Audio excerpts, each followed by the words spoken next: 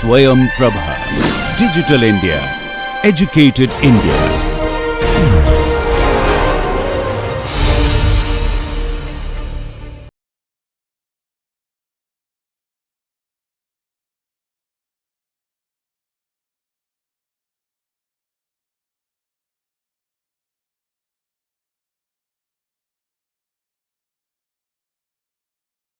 Welcome you all to the course on fuzzy logic and neural networks. Now, in this particular course, we are trying to model human brain in the artificial way, and in other words, we are also going to discuss the principle of soft computing in details. Now, to start with the first topic, that is introduction to fuzzy sets. Now, here, so this is actually the topics which I am going to cover in this lecture. So, at first we will give a brief introduction to the classical set or the crisp set, and after that the properties of classical set or the crisp set will be discussed in details. Now, before I start with the concept of fuzzy sets, we will try to explain the reason behind going for this particular the fuzzy sets. We will also discuss how to represent a particular the fuzzy set. Now, introduction to the classical set or the crisp set, which is denoted by A.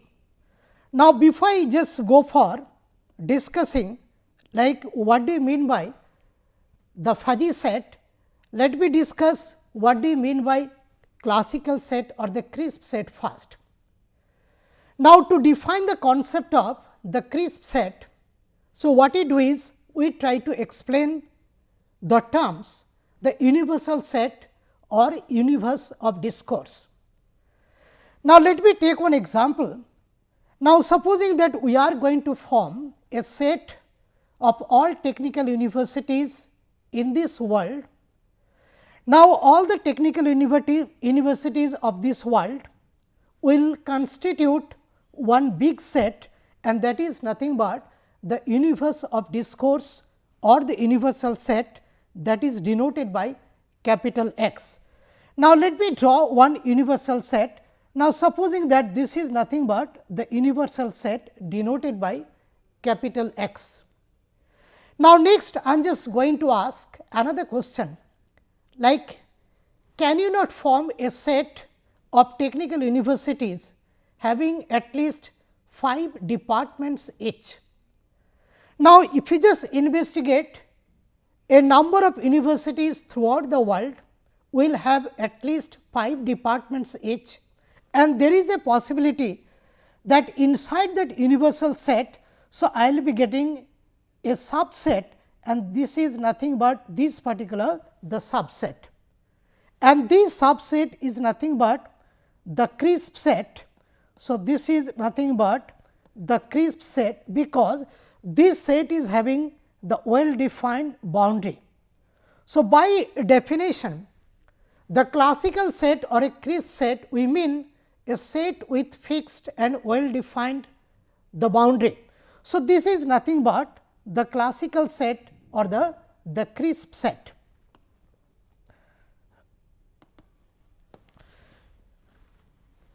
The next I am just going to discuss how to represent a crisp set, that is denoted by A.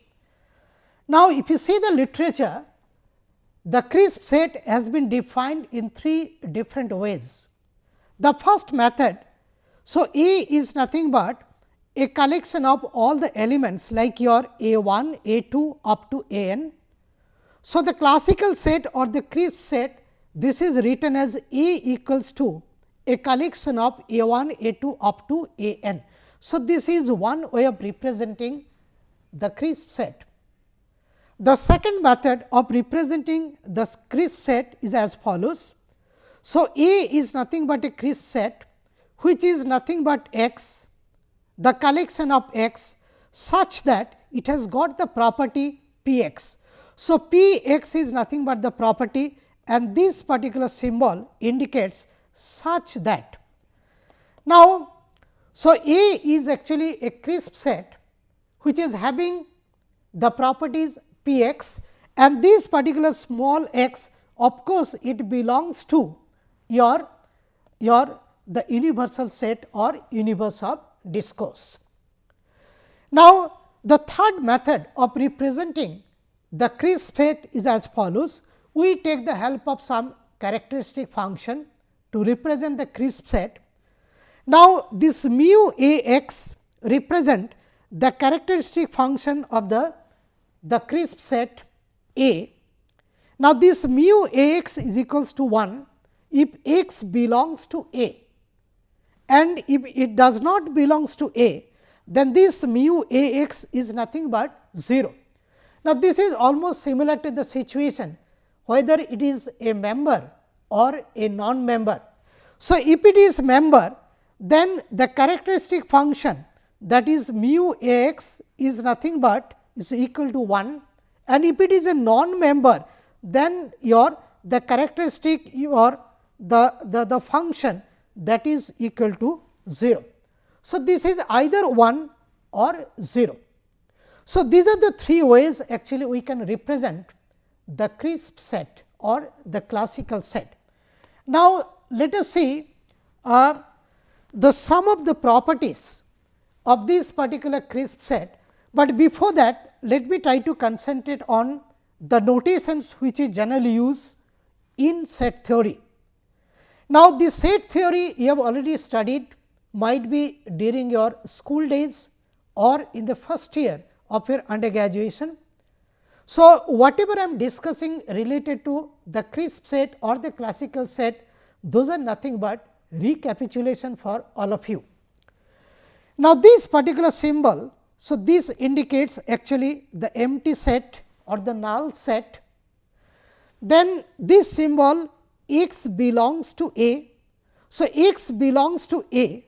So, this is represented by this particular symbol. Then x does not belongs to A is this particular symbol. Then comes your A is a subset of B. So, this is the symbol which is generally used to represent A is a subset of B. The next is A is a superset of B. So, this is represented by this particular symbol, and if we write A is equals to B. So, this is the symbol, that means your set A is equal to set B, and if set A and set B are not equal, so you use this particular the symbol. So, these are the different symbols used, and there are a few other symbols also which we generally use in your the classical set or the crisp set. Now, here, so this particular symbol, so A is a proper subset of B. So, to represent A is a proper subset of B, so we use this particular symbol. Then the next symbol indicates A is a proper superset of B. So, this is nothing but A is a proper superset of B. Now, I am just going to concentrate on another symbol. So, this is actually the symbol, this is the symbol of the mod sign or the mod value. Now, this symbol indicates actually the cardinality of a set A, and by cardinality actually we mean the total number of elements present in a particular the set. Now, let me take a very simple example. Now, supposing that I have got the set, say this particular set, that is the crisp set, and it has got 3 elements like your A 1, A 2 and A 3. Now, what is the cardinality of this particular set? It is very simple. The cardinality of this particular set is nothing but 3, because it has got 3 elements A 1, A 2 and A 3. So, it is so simple. Now, the next symbol is P A. Now, this P A indicates power of set A. Now, by power of set A, we mean the maximum number of subsets that can be constructed from a particular the set. Now, let me try to concentrate on the same crisp set, that is A is a collection of 3 elements A 1, A 2, A 3. Now, let us see how many such subsets can be constructed from this particular set A, including the null. Now, if you see, so if I take one element set that is called the singleton. So, I can from here I can construct the subset like A 1, next the subset like A 2, next I can construct A 3, next I can construct A 1, A 2, next I can construct A 2, A 3, next I can construct your A 3, A 1, I can also construct the same, that is your A 1, A 2, A 3, and I can also construct the null set. Now, let me count how many subsets we have constructed. So, 1, 2, 3, 4, 5, 6, 7, 8. So, 8 such subsets I have constructed. Now, if I just try to find out what is the cardinality of this particular powered set of A, that means your what is this cardinality of powered set of A, and that is nothing but 8, because I am able to construct 8 such subsets. Now, this particular 8 can be written as 2 raised to the power 3, and that is nothing but 2 raised to the power cardinality of A. That means your I can find out. So, this particular relationship, that is the cardinality of P A is nothing but 2 raised to the power cardinality of A. So, this is the way actually we can define the powered set of A and its cardinality. Now, I am just going to concentrate on some crisp set operations. Now, here I am just going to define like what do you mean by the difference between the two classical set, that is A minus B. Now, supposing that I have got one universal set or the universal discourse like this, and I have got two such classical set or the crisp set, one is nothing but A and another is nothing but B. So, my aim is to find out, so A minus B, that is the difference between A and B.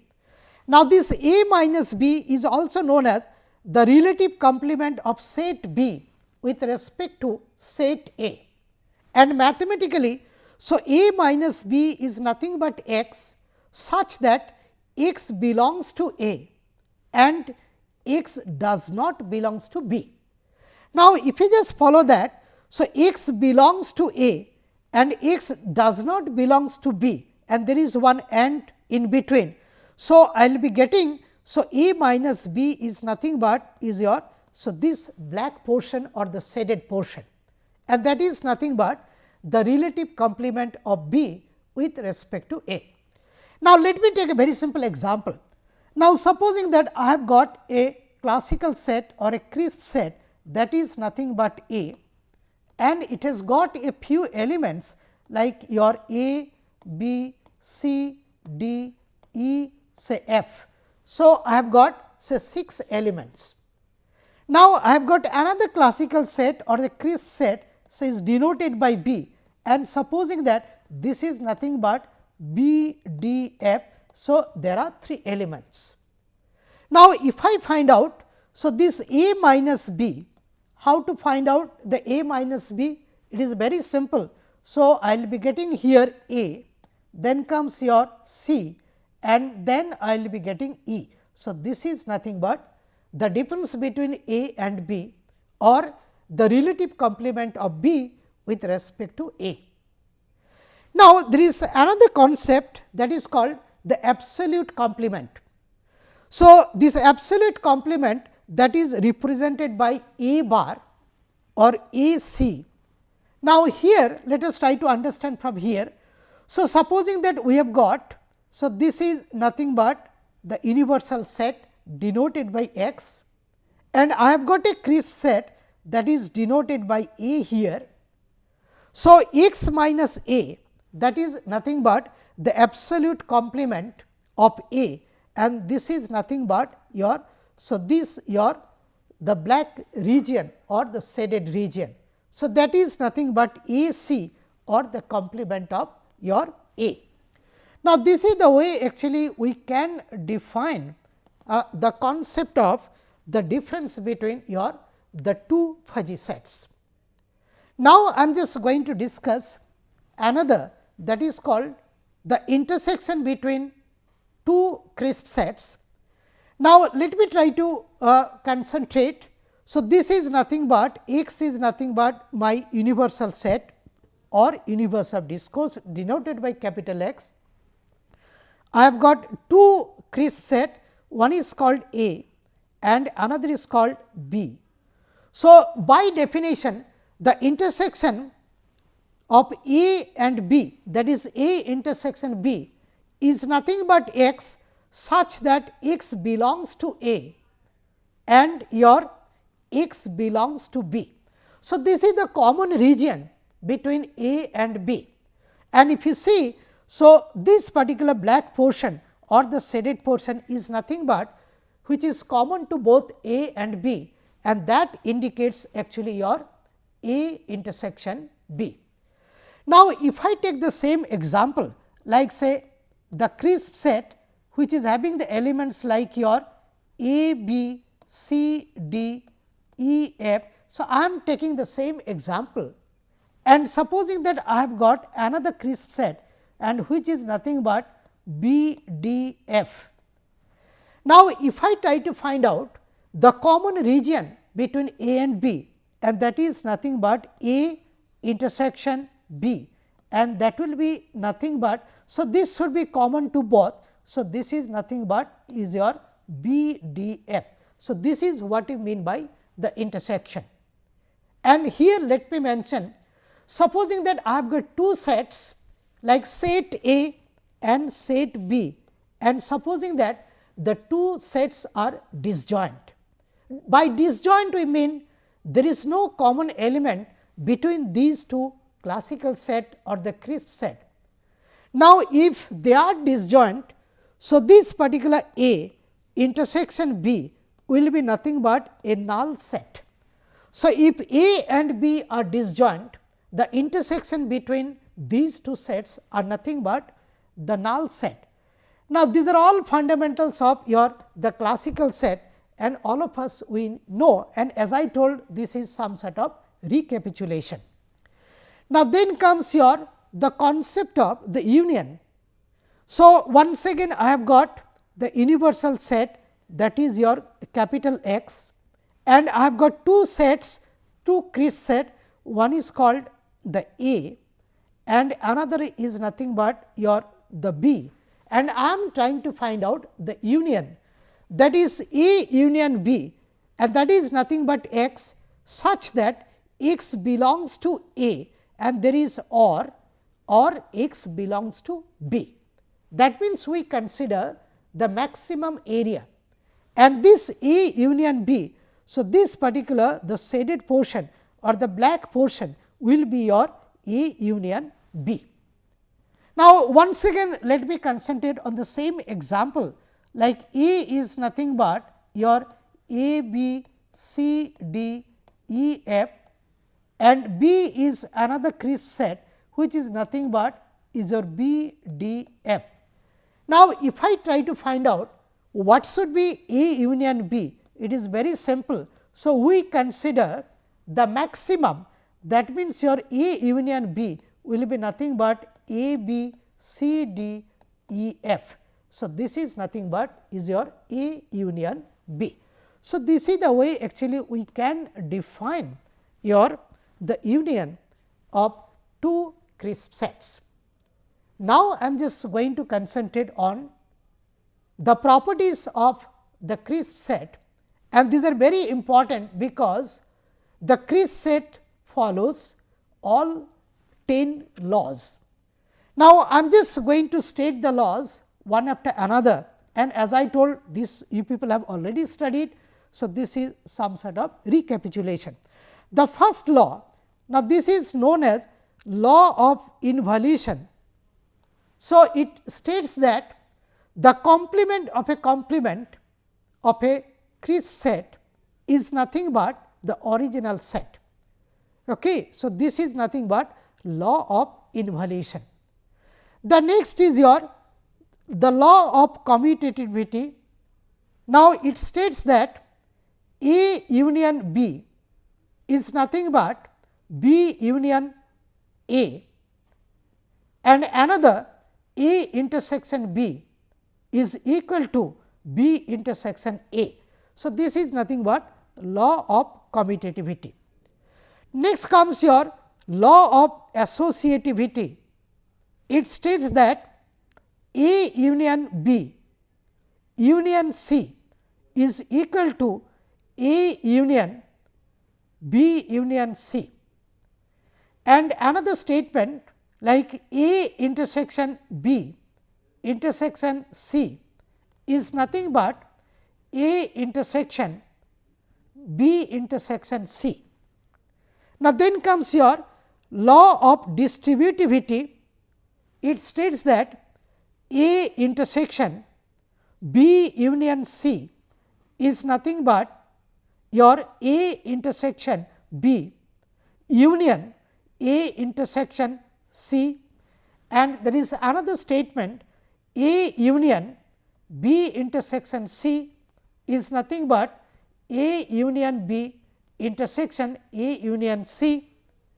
Next is your laws of tautology, that is A union A is nothing but A, and A intersection A is equal to A.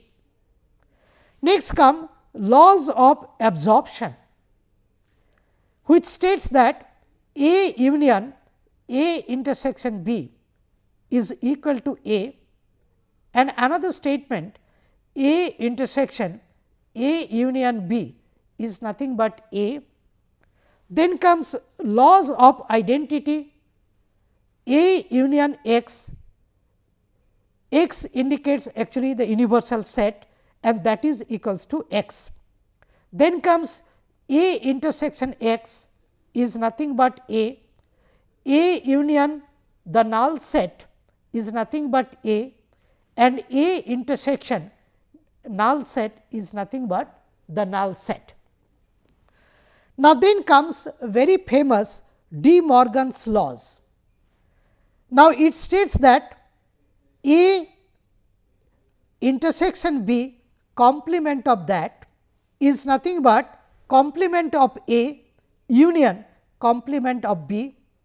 Another statement A union B complement is equal to A complement intersection B complement. So, these are very famous, as I told, De Morgan's laws. The next is your law of contradiction. Now, it states that A intersection A bar is nothing but the null set, and the last law, that is known as law of excluded middle, and it states that A union A bar, that is the complement, is nothing but the universal set. Now, here actually all such 10 rules are followed by the crisp set or the classical set.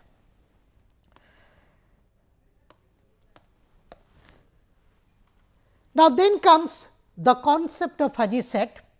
Now, before I start with the concept of fuzzy set, let me try to spend some time just to understand why do you need the concept of this particular the fuzzy sets. Now, if you see the real world problems are very complex, very difficult, and these are associated with some sort of imprecisions and uncertainties. Now, prior to the year 1965, people used to believe that it is the probability theory which can tackle the different types of uncertainties in this particular the world. But in the year 1965, Professor L. Jade of the University of California, USA, he argued that there are many uncertainties in this particular world, and the probability theory can handle only one out of different uncertainties in this particular world, and there are a few uncertainties which cannot be tackled using the principle of probability theory, which works based on the classical set or the crisp set. And Professor Jade argued that we need something which is at higher level compared to the classical set if we want to represent the different types of uncertainties or the imprecision which we face in real world problems. Now, let me take a very simple example, very practical example. Now, supposing that one of your friends is going to market and you are requesting him, please bring 1 kg red apple for me.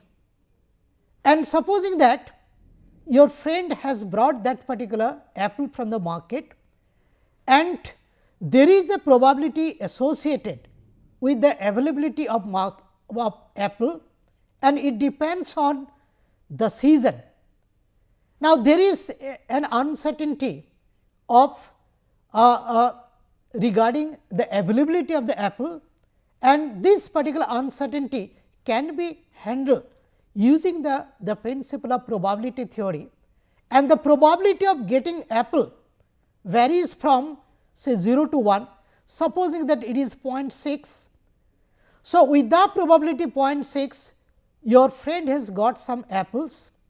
Now, my next query is, what is the guarantee that this particular apple is red? How can you define the color red? And the definition of this particular color red will vary from person to person. Now, the problem is how to tackle this particular uncertainty regarding the guarantee that the color of the apple is red. So, this particular uncertainty cannot be answered using the probability theory or using the crisp set, and to answer that we need to have another set, and that is nothing but is the fuzzy sets. Now, the same example which I took, let me just write it here. Now, the color of this particular apple is red. Now, according to this classical set or the crisp set, there are only two possibilities. One is the apple will be red or it will not be red. So, there are two answers, one is yes and another is no. So, if the apple is found to be red, its characteristic value is 1.0, and if it is not, its characteristic value is 0.0. So, in classical set or the crisp set, so there are only two answers, one is the member, another is non-member, that means 1.0 and or 0.0. But the same color red, so that will be defined in a slightly different way in fuzzy sets. For example, the color red can be perfectly red, and the same color some other person may say this is almost red, AR. Some other person will say this is slightly red, and there could be a possibility that it may not be not red also. Okay. Now, if it is perfectly red, then we declare it is red with membership function value. So, I am just defining a term that is called the membership function value, and that is nothing but the degree of belongingness, belongingness, and that is nothing but the similarity of an element to a particular the class. Now, this particular membership function value will vary from 0 to 1. Now, as I told, if it is perfectly read, then we say that it is read with membership function value 1.0, and if it is almost read, then also it is called read with say membership function value 0.8. If it is slightly read, then also it is called as read with membership function value 0.4, and if it is not read, then also it is read with membership function value 0.0. So, this is actually we define the color red in your the fuzzy sets, and now you can see. So, this particular fuzzy set is actually a very practical way of representing so this type of uncertainties, and that is why actually. So, this particular the fuzzy set has gained popularity. Thank you.